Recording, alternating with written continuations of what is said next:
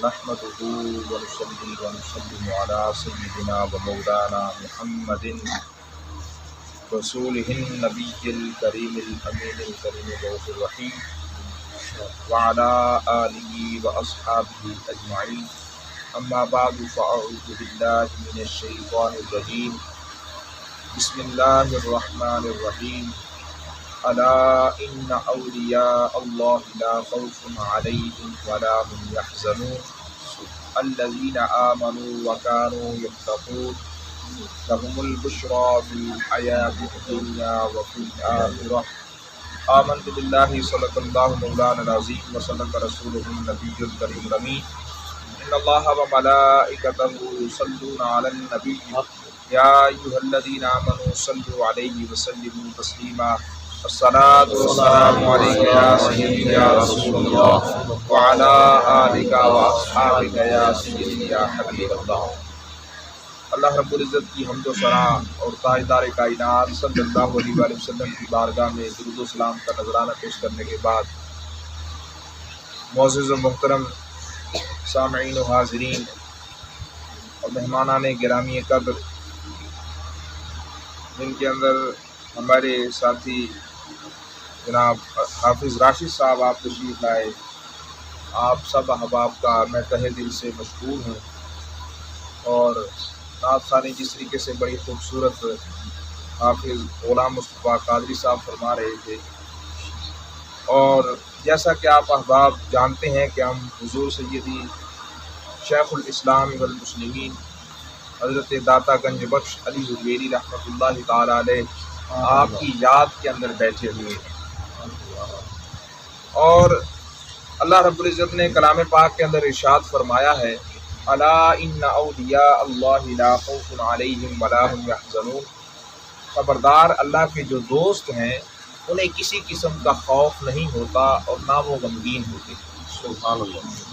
خوف اور غم کا جو تعلق ہے، اس کا جب ہم معنی کے اندر جاتے ہیں تو پھر پتہ چلتا ہے کہ اس کا تعلق ایک کا ماضی کے ساتھ ہے اور ایک کا مستقبل کے ساتھ ہے، کہ وہ اللہ کی یاد کے اندر اور اللہ رب العزت کے ذکر کے اندر اس قدر مشغول ہوتے ہیں کہ عام بندوں کی طرح نہ وہ ماضی کے خوف کے اندر ہوتے ہیں، غم کے اندر ہوتے ہیں، اور نہ وہ آنے والے زمانے کے اندر کوئی ان کو پریشانی ہوتی ہے. ہماری تو زندگی اسی حال میں گزر جاتی ہے، یا تو ماضی کا کوئی خوف ہوتا ہے یا مستقبل کے آنے والے دنوں کا کوئی غم ہوتا ہے، جس کی وجہ سے ہماری زندگیوں کے اندر پریشانیاں ہی رہتی ہیں. لیکن اللہ کا جو دوست ہوتا ہے، جو اللہ کو یاد کرنے والا ہوتا ہے، جو اللہ کا محبوب ہوتا ہے، وہ اللہ کی یاد میں اس قدر مستغرق ہوتا ہے، اللہ تبارک و تعالیٰ اس کو ماضی اور مستقبل سے بے نیاز کر دیتا ہے. اور پھر وہ کسی چیز کی اس کو اور حاجت اور ضرورت نہیں رہتی، بلکہ صرف اور صرف اس کا مطمع نظر اللہ رب العزت کی یاد ہوتی ہے. اور پھر اللہ رب العزت نے ان لوگوں کی اور کیا صفت فرمائی، الذین آمنوا وکانوا یتقون. یہ وہ لوگ ہیں کہ جو سچے ایمان والے ہیں اور اللہ رب العزت سے ڈرنے والے ہوتے ہیں. ان لوگوں کی زندگی کو ہم دیکھتے ہیں تو پھر یہ تقویٰ کا پیکر نظر آتے ہیں، جو اللہ رب العزت نے کلام پاک کے اندر مومنین کی سب سے پہلی صفت فرمائی، ھدی للمتقین. یہ جو کتاب ہے ہدایت ہے متقین کے لیے. سبحان اللہ. کہ جو پہلی صفت ہے ایمان والوں کی وہ تقویٰ اختیار کرنا ہے، اور اللہ کے جو دوست ہوتے ہیں وہ متقی ہوتے ہیں، اور ان سے بڑھ کر کوئی تقویٰ پرہیزگاری والا نہیں ہوتا. پھر فرمایا لہم البشریٰ فی الحیات الدنیا وفی الآخرہ، کہ یہ جو لوگ ہیں ان کو ان ساری اپنی زندگی کو اللہ کے نام کے اوپر وقف کرنے کے بدلے میں ملتا کیا؟ نتیجہ کیا نکلتا؟ نتیجہ یہ نکلتا ہے، عام کوئی بندہ کہے تو بات میں شک ہو سکتا ہے، اللہ کا کلام ہے. فرمایا لہم البشریٰ، ان کے لیے خوشخبریاں ہیں. اور خوشخبری یہ نہیں ہے کہ اس کا کوئی عمرے کا ٹکٹ نکل آئے گا، یا اس کو کوئی وزارت مل جائے گی، یا اس کے لیے کوئی بڑا کوئی دنیاوی معاملہ نہیں. لہم البشریٰ فی الحیات الدنیا وفی الآخرہ، ان کے لیے خوشخبریاں ہیں دنیا کی زندگی میں بھی اور آخرت کی زندگی کے اندر. سبحان اللہ. دنیا تو ان کی ہمارے سامنے ہے. ہم دیکھتے ہیں کہ آج حضرت داتا گنج بخش علی حجویری رحمۃ اللہ تعالیٰ علیہ آپ کے عرس مبارک 980واں ہے. 980 20 سال تقریباً ہمارے پاس. ہم دیکھیں 1000 سال اس کے بعد بھی 1000 سال گزرنے کے باوجود آپ کے ذکر کے اندر کوئی کمی نہیں آئی، اضافہ ہی ہوتا چلا گیا۔ اور پھر ہم دیکھیں کہ ہم کیا، ہمارے دادا کا جو والد تھا اس کا نام بھی ہمیں یاد ہے یا نہیں یاد ہے، لیکن اللہ رب العزت کو جو اللہ رب العزت کے لیے اپنی زندگی وقف کر دیتے ہیں، اللہ رب العزت انہیں فیض اپنا ذکر عطا فرماتا ہے، جیسے فَاذْكُرُونِي يَذْكُرْكُمْ، کہ تم مجھے یاد کرو میں تمہیں یاد کروں گا۔ اللہ رب العزت ایسے لوگوں کی مقبولیت لوگوں کے دلوں کے اندر رکھ دیتا ہے۔ سبحان اللہ۔ اور پھر آخرت کی، یہ تو دنیا کی زندگی کے اندر ان کے لیے خوشخبری، آخرت میں کیا؟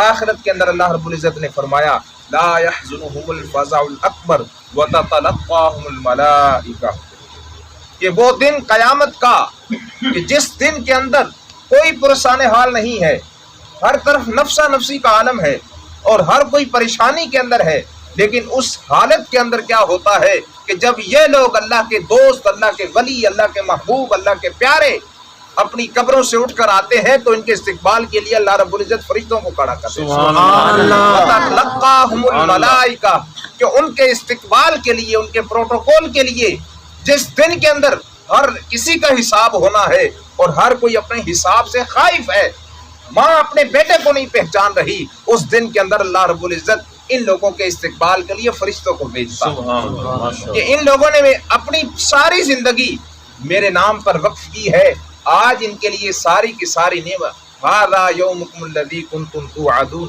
یہی وہ دن ہے جس کا تم سے وعدہ کیا گیا۔ سبحان اللہ۔ یعنی قیامت کا جو دن ہے، یہ جہاں پر انبیاء اکرام علیہ السلام اور آقا علیہ الصلوۃ والسلام کی عظمت کے اظہار کا دن ہے، وہیں پر اللہ رب العزت کی طرف سے اولیاء کرام کو ان کی زندگی کے اندر اللہ کو یاد کرنے اور دین اسلام کی خدمت کے بدلے میں ان کے لیے جو وعدہ کیا گیا ہے اس کو پورا کرنے کا دن۔ سبحان اللہ۔ تو یہ اولیاء کرام ہیں۔ اور پھر حضرت سیدنا داتا گنج بخش علی حجویری رحمۃ اللہ علیہ، آپ کا مقام کیا ہے؟ آپ کا مقام یہ ہے کہ آپ کے پاس، آپ کی بارگاہ میں حضرت خواجہ معین الدین چشتی اجمیری رحمۃ اللہ تعالی علیہ، آپ جب آتے ہیں اور آپ آ کے آپ کی بارگاہ میں 40 دن کا چلہ کرتے ہیں، وہ 40 دن کا چلہ عام چلوں کی طرح نہیں ہے کہ اس کے ذریعے کوئی بندے کو کوئی جن حاصل ہو جائے یا موکل اس کے پاس آ جائیں یا کوئی بہت بڑا وہ پیر بن جائے۔ آپ کے پاس 40 دن کا جو چلہ کیا ہے، اس چلے کی وجہ سے آپ کو وہ فیض حاصل ہوا ہے کہ حضرت خواجہ معین الدین چشتی اجمیری نے ہند کے اندر جا کر جب دین اسلام کی خدمت اور ترویج کی ہے تو اس فیضان کی برکت سے آپ کے ہاتھوں پر 90 لاکھ لوگوں نے مسلمان ہوئے ہیں۔ نعرہ تکبیر، نعرہ رسالت، نعرہ حیدری، فیضان اولیاء جاری رہے گا، فیضان اولیاء، فیضان اولیاء۔ تو یہ آپ کے در اقدس سے فیض حاصل کرنے کے بعد آپ کو وہ کمال حاصل ہوا کہ آپ اتنی بڑی تعداد کو مسلمان کرنے والے بنے۔ اور پھر آپ نے لکھا کیا؟ اور لکھا ایسا کہ آج بھی ہماری زبان پر، جب حافظ صاحب وہ کلام پڑھ رہے تھے تو ہماری زبانوں پر جاری تھا، گنج بخش فیض عالم، مظہر نور خدا، نا کہ سارا پیر کامل، کامل آرا رہنما۔ ہم اس کے معنی کے اندر جائیں تو ہمیں حضرت داتا گنج بخش علی حجویری آپ کی عظمت و شان کا اندازہ ہوگا کہ گنج بخش فیض عالم، کہ آپ پورے جہان کو، کسی ایک مقام یا ایک جگہ کو نہیں، پورے جہان کو اپنے فیض کے خزانے سے فیضیاب کرنے والے، اپنے فیض کا خزانہ سارے عالم کو دینے والے ہیں، اور مظہر نور خدا۔ اور آپ کی ذات کوئی عام نہیں ہے، کوئی چھوٹی موٹی ذات نہیں ہے، آپ اللہ رب العزت کی نور کا مظہر ہیں۔ سبحان اللہ۔ اور مظہر وہ ہوتا ہے کہ جب کسی چیز کو دیکھنا ہو، نظر نہ آنے والی ہو، اس کو دیکھنا ہو تو پھر اس کے لیے جو تشبیہ ہوتی ہے اس کو مظہر کہا جاتا ہے۔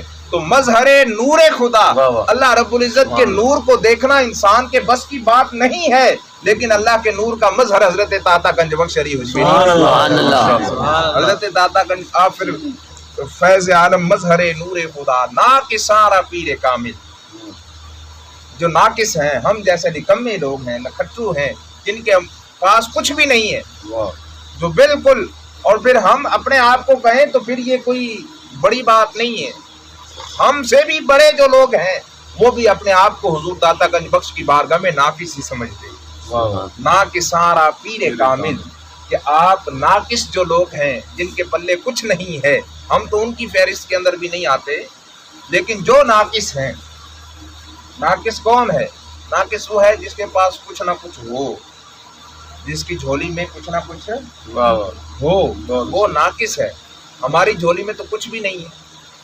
آپ فرماتے ہیں ناقصارا پیر کامل، کہ جو ناقص ہیں ان کے لیے آپ پیر کامل کی حیثیت رکھتے ہیں. سبحان اللہ. اس ایک لفظ سے آپ نے سبق دیا کہ وہ شخص جو پیر کامل کی تلاش کے اندر ہے وہ یہ کہتا ہے کہ میں بڑے بڑے باستانوں پہ گیا ہوں، بڑی بڑی درگاہوں پہ گیا ہوں، بڑے بڑے پیروں کے پاس گیا ہوں، مجھے فیض نہیں ملا، مجھے پیر کامل نہیں ملا. حضرت خواجہ معین الدین چشتی اجمیری 700 سال پہلے اس بات کا اعلان کر کے گئے ہیں جو پیر کامل کی تلاش میں ہے وہ حضرت داتا گنج بخش کے پاس آ جائے. سبحان اللہ. ناقصارا پیر کامل، کامل آرا رہنما. اور پھر ناقصوں کو تو آپ ہدایت اور رہنمائی کا ذریعہ فراہم کرتے ہیں، لیکن آپ پھر کاملارا رہنما، ایک بندہ ناقص ہے جس کے پاس کچھ ہے اور ایک بندہ کامل ہے جس کے پاس سب کچھ ہے. لیکن حضرت داتا گنج بخش علی حجویری آپ وہ ذات ہیں کاملارا رہنما. آپ صرف ناقصوں کو ہی نہیں بلکہ جو کامل ہیں جن کے پاس بہت کچھ ہے ان کی بھی ہدایت اور رہنمائی فرمانے والے ہیں، سبحان اللہ. ان کی بھی پیشوائی فرمانے والے ہیں، ان کی بھی دستگیری فرمانے والے ہیں. اور پھر لوگوں کو اعتراض ہوتا ہے کہ داتا کے لفظ نہیں کہنا چاہیے، داتا کا لفظ نہیں کہنا چاہیے. کیا وجہ ہے؟ داتا جن کو اللہ رب العزت نے بنایا ہو، جن کو اللہ رب العزت نے داتا بنایا ہے. اب آپ دیکھیں کہ اعتراضات کی دنیا کے اندر جب کوئی آتا ہے تو پھر اعتراض جب ہوتے ہیں تو وہ چیز ختم ہو جاتی ہے. لیکن آپ بتائیں جتنے اعتراض داتا کے لفظ پر ہوئے اس سے بڑا ہے داتا کا لفظ یا کم ہوا ہے؟ بڑا ہے جی. اب دیکھیں کہ یہ اگر اس کے اندر کوئی واقعی قابل اعتراض بات ہوتی تو پھر لوگ آپ کو داتا کہنا چھوڑ دیتے. لیکن آپ کو ہر جگہ پر داتا کا ملنگ نظر آئے گا، جو اس بات کی واضح دلیل ہے کہ حضرت داتا گنج بخش کو داتا کہنا بالکل جائز ہے اور یہ رقب اللہ رب العزت کی طرف سے ہے. سبحان اللہ. اور پھر اس کے اندر بہت ساری آگے تفسیر ہے.